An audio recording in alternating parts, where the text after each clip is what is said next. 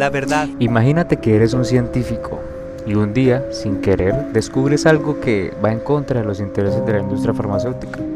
Les presento al Dr. Burton Altura. Well, let's look at what magnesium does to the heart, which we didn't get into at all. Right. About 25 years ago, we published for the first time a paper in Science magazine, which, as you know, is one of the two leading journals in the world. Sure.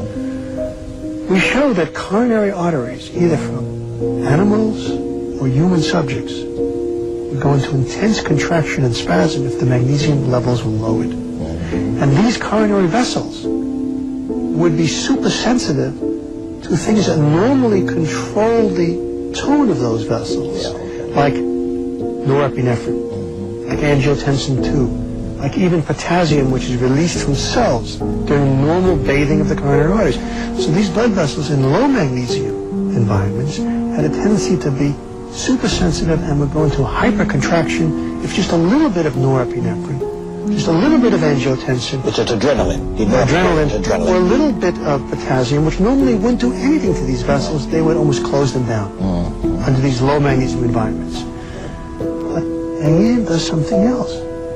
These arrhythmias that you talked about, magnesium restores normal electrical rhythm by acting on what we call calcium channels in the heart, by allowing less calcium to go in too fast into these channels, restoring rhythm and also controlling the potassium currents in these hearts and blood vessels. Yes, right. So the heart gets bathed better with blood, and we show that these hearts have more oxygen. Okay. In the presence of supernormal magnesium levels, the heart is better oxygenated. It has less stress. It's like the heart has received a beta-adrenergic blocking drug. Okay. The heart is doing better. It can tolerate more of a load and have better oxygenation with more magnesium around and better blood flow. That's very interesting. And normal rhythm. That's very interesting. You know, because so many of our patients who are looking at this show right now are on diuretics. Correct. Water pills. Correct. Now, the doctor will say, here's some potassium. Take your potassium every day. Right. But it doesn't say anything about magnesium. Correct. And what should we tell your audience? Take magnesium if you're on a diuretic. What do the diuretics do? They not only remove potassium, but they remove magnesium. Now, the diuretics, besides alcohol, diuretics are the largest magnesium-wasting drugs that you take as an individual, as a human subject.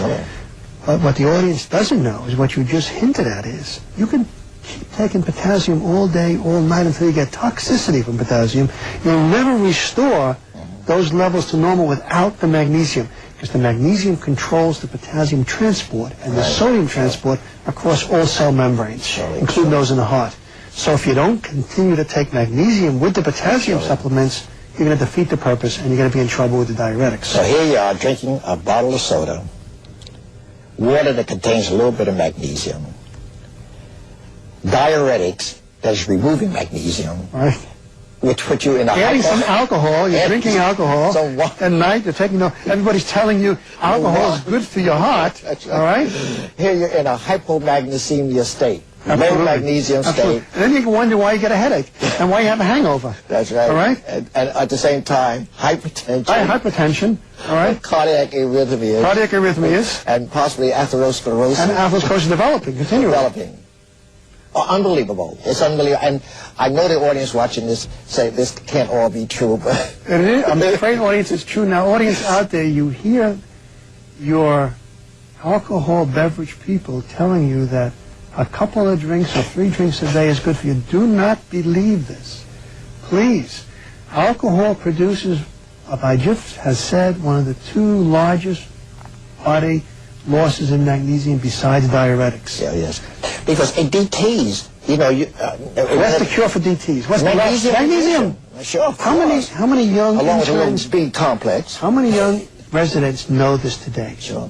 But how many residents knew this years ago? Of course. 40 years ago they knew this. Today, 2002, they don't know this. I know. It's sad, and when you take the vitamins to complement the magnesium, that's another thing, become the vitamin deficiency and things like this, you know.